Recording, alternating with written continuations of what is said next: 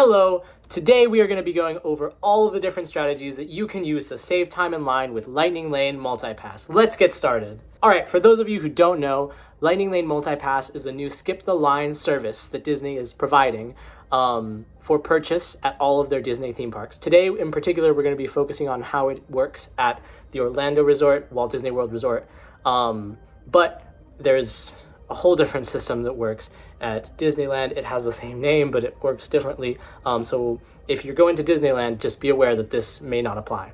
So Disney has two different options that are for purchase, the Lightning Lane Multi-Pass and the Lightning Lane Single Pass. So let's start out with the Single Pass. For Lightning Lane Single Pass, this is going to be a la carte Lightning Lane access to one ride. Typically, it's going to be available for the most popular rides, and you're going to buy it for a specific day, a specific time for one ride. Currently, the rides that you can choose from are going to be Tron, Seven Dwarfs Mine Train, Rise of the Resistance, Cosmic Rewind, and Flight of Passage. In my opinion, these are not very good value because it is a one and done, and they're still pretty expensive. So we're not really going to be discussing those today because I just don't think that they're a good option. The other option that Disney gives you is to use what is known as a Lightning Lane Multi-Pass. What this is going to be is you're going to select to purchase it for one day, and in advance you're going to get to choose 3 lightning lanes, and then once you use those that same day, you can book new ones. This does not include any of the attractions that are covered by Lightning Lane Single Pass, and these are going to be the main topic of our video because I think that some of these can be of very good value. Alright, so let's talk about the basics here. So for the Lightning Lane Multi-Pass, you can book 3 lightning lanes in any one park at 7 a.m. 3 days before your ticket starts, or 7 days in advance if you're staying at an on-property hotel. Now, I will recommend that you are on there at 7 in the morning Eastern time, so just make sure you have the right time zone, and booking those attractions as early as you possibly can because they will go very, very quickly, within seconds actually. At every park except for Animal Kingdom, the options for these lightning lanes that you can select here in the morning are going to be sorted into 2 tiers. So Tier 1 and Tier 2. Tier 1 will include the most sought-after, popular rides, and you can only pick one ride from that category. Your other 2 selections are going to have to come from Tier 2. Alright, let's talk about some of our universal rules that we have. Now, some of the other stuff is going to change around a little bit, but these 2 rules are going to apply no matter what. So first of all, you can only hold 3 non-expired lightning lanes at a time. And second, you can only book 1 lightning lane for each ride each day. So if you book Space Mountain and then you ride Space Mountain, you won't be able to then go back and book Space Mountain again. All right, let's take a look at what rules are going to be in place when we are booking in advance. So this is when we are, say, 3 days out or 7 days out and we're booking online. During this time, as I said before, the ride tiers are going to apply. So you can only get 1 ride from that Tier 1 attractions list, and everything else will have to come from Tier 2. Second of all, the return times will not be able to overlap by more than 15 minutes. So all the rides that we're going to select are going to have what's known as a return time, which is the time that you'll be able to go and ride that ride. And they're typically an hour, so say from 10 o'clock to 11 o'clock. And the thing that we have to keep in mind is that we can't book 2 return times that overlap by more than 15 minutes. So if you have that 10 o'clock to 11 o'clock, you can't book another ride from, say, 10:15 to 11:15 because that's too much of an overlap. But you would be able to book another ride with an overlap of 10:45 to 11:45 because there's only that 15-minute overlap between those 2 rides. The next thing that we're going to have to keep in mind is that all lightning lanes have to be booked for the same park. So if we are booking 7 days in advance or 3 days in advance, we cannot book something from Magic Kingdom and then something else from Epcot. We're going to have to book everything in the same park. Now this will change in a bit, but just keep that in mind when you're booking in advance, everything has to be the same park. Now what's going to trigger us to move from this advanced availability scenario into our same day availability scenario is going to be using our first lightning lane. So even if it's the day of and you're in the park and all of that, all of these old rules are going to keep applying until you've used your first lightning lane, which is why we're going to talk about later. It is going to be really essential that you use your first lightning lane as early in the day as possible so that we can trigger these same day availability rules, which are honestly a lot nicer. So once you've used your first lightning lane, the ride tiers are going to go out the window. So it will not matter anymore. You'll be able to book as many Tier 1s as you want, as long as you're following the other rules, like no more than 3 at a time. You won't have to worry about, oh, that one's a Tier 2 or that one's a Tier 1. all the rides are equal once you've used your first Lightning Lane. The second thing is that your return times will be able to overlap. So you can book any return times you want. You don't have to worry about them being at the same time or overlapping. They can be literally the exact same return time, and it'll be fine. The system will let you do it. And lastly, Lightning Lanes will now be able to be booked in another park as long as your park tickets that you've purchased have the Park Hopper option. So if you've purchased Park Hopper and you're at Magic Kingdom, you can now book Soarin' at Epcot, and it'll let you. All right, let's talk about the grace periods for Lightning Lane. So you can scan into any Lightning Lane up to 5 minutes early and up to 15 minutes late. In my personal experience, I have been able to use Lightning Lanes well over an hour after the Lightning Lane expired. So while I really would not recommend relying on this, if you are running late, don't worry too much about it and still try to use the Lightning Lane because you may be able to use it even if you're like, say, an hour or so late. If you are several hours late to a return time, you can still try to use it, but it will ultimately be up to the cast member who's working the entrance whether they will allow you to use it or not.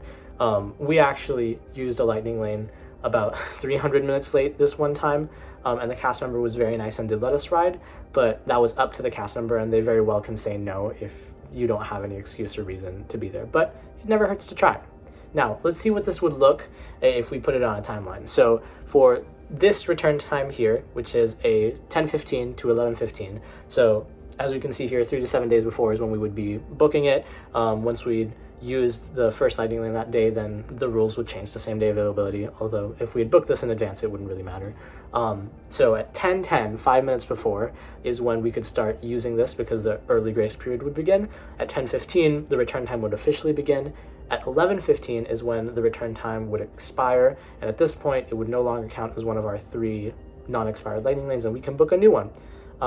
At 11:30 is when the grace period would end, at least officially, and at that point you would no longer be able to use it, although, as I said before, you might still be able to use it even if it's a little bit after that grace period is over.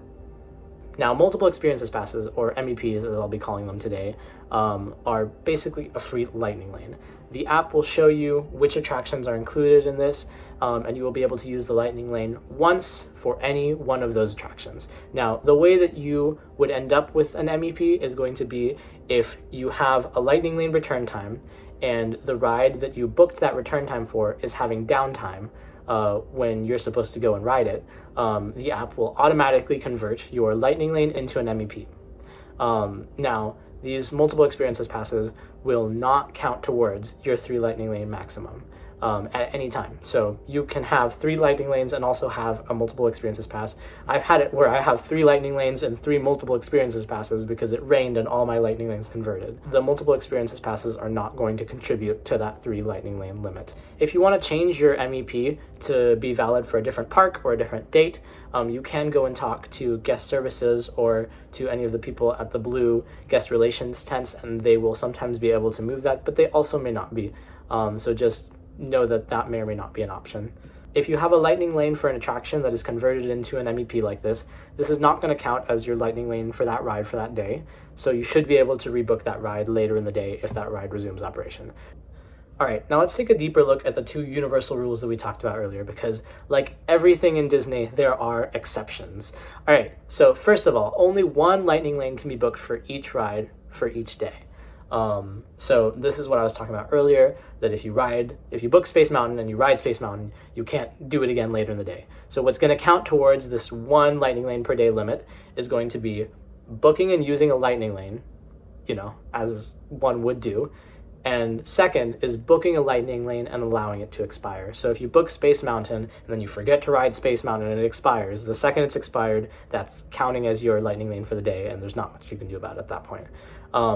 What is not going to count towards this limit is going to be using a multiple experiences pass on that attraction, booking a Lightning Lane that is then converted to a multiple experiences pass because the attraction went down, and booking a Lightning Lane and canceling it before it expires. So if you have a Lightning Lane and before it expires you do go ahead and cancel it, then you can book it again later in the day for that same ride. All right, the second rule we're going to take a look at is that you can only hold 3 Lightning Lanes at a time. Now, this is pretty self-explanatory, but what's going to count towards this limit are Lightning Lanes that have future or current return times. What is not going to count towards this limit are going to be any multiple experiences passes. Multiple experiences passes will just not count. And second, expired lightning lanes. Now, this is actually a really big deal. The second a lightning lane's return time is over, you can go ahead and book a new one because it's not going to count towards that 3 lightning lane limit anymore. Remember that because of the grace periods, you might still be able to use that expired lightning lane. It just won't count towards your limit anymore. So because of this loophole, it will actually technically be possible to hold more than 3 lightning lanes. It's just that that 4th or 5th lightning lane is just going to be an expired lightning lane that you will only be able to use through those grace periods. But it'll stay there in the app, even if it's several hours late. If you see that you have 3 lightning lanes in your app, it is always helpful to check to see if one of them has been expired, because if it's expired, you can go ahead and book another one. Let's take a look at what sort of the strategy is going to be for maximizing your use of Lightning Lane Multipass in a day at the park. So the first thing is going to be arriving very early, and the second thing is going to be making sure that you book a Lightning Lane as close as possible to park open, and using that Lightning Lane as early as possible within that return time, so that you're triggering that same day availability rules very early in the day. Now, the reason this is going to make such a big impact is going to be because those same day availability rules are going to be a lot nicer and allow you to book all of those tier 1 attractions that you're trying to get as quickly as possible and before they sell out. Remember that as soon as you use that first lightning lane, which again should ideally be at say 9 or 10 in the morning, all of the tiers are going to be out the window. So try to newly book or modify some of your existing lightning lanes to those tier 1 attractions, which are going to be the ones that are going to save you the most time in line. Let's take a look at what the strategy is going to be for each of the different parks, starting out with Magic Kingdom. So for Tier 1, my recommendation is going to be to book either Tiana's Bayou Adventure or Space Mountain. And for Tier 2, I would recommend trying to get Haunted Mansion and Pirates. Now, Magic Kingdom has the most attractions, so same-day availability for Tier 1 attractions is very likely to be possible. Try to use your advanced booking lightning lanes very early in the day so that you can start getting and using those tier 1 lightning lanes. It is very possible to, of those 5 tier 1 options, do 3 of them if you plan well and have your first lightning lanes starting very early in the day. So for Epcot, I would recommend for Tier 1 booking either Remy's Ratatouille Adventure or Frozen Ever After. I would not recommend booking Soarin' because Soarin' will probably have that same day availability, whereas something like Remy's Ratatouille Adventure or Frozen Ever After will probably not. For Tier 2, I would recommend booking Spaceship Earth or Mission Space. And there is a good strategy here of only booking 1 Tier 2 attraction, and so your total amount of lightning lanes that were booked in advance would be only 2 instead of 3, and then just making sure that you scan into your first lightning lane as early in the day as possible, and are then able to book 2 or 3 of those Tier 1 attractions. If, for example, you've booked for Tier 1 Remy's, and then something for Tier 2, let's say Spaceship Earth, and you scan into Spaceship Earth at 9 in the morning, what you would then be able to do is try to book, say, Frozen Ever After and Soarin', which may have return times very late in the day, but by doing that early enough in the day, boom, you have all 3 Tier 1 attractions, lightning lanes, that will last you the rest of the day. The reason that this is going to work a lot better at Epcot than at other parks is going to be that most of the Tier 2 attractions are just going to be walk-ons most of the day, and they're not going to be worth using a lightning lane on. The Tier 1 attractions here are going to be in high demand because there's so few of them, and booking them early in the day is going to maximize your chances of being able to get those lightning lanes for those Tier 1 attractions. Hollywood Studios is going to be one of the hardest parks to deal with. For Tier 1, I would recommend Slinky Dog Dash if you can get it, and as a backup, Mickey and Minnie's Runaway Railway. For Tier 2, I would recommend Toy Story Mania and Tower of Terror, and if you can't get one of those, or you're scared of Tower of Terror, which I feel you, then a good backup would be Alien Swirling Saucers. If you're planning to use Park Hopper, Hollywood Studios is a great park to start out with.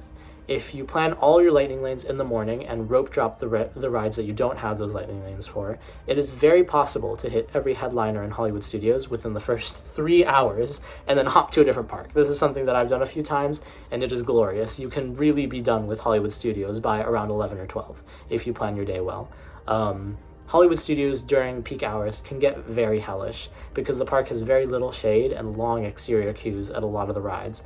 Make sure you drink a lot of water and try to experience the rides before 11 or after 4 because Hollywood Studios can get really rough. Hollywood Studios is also going to have a lot of the best attractions of the whole resort, so it's definitely worth visiting. Just make sure that you have a good plan and that you're able to use your lightning lanes as best as you can. And lastly, for Animal Kingdom, there are no tiers, so you can book any 3 of the lightning lane attractions.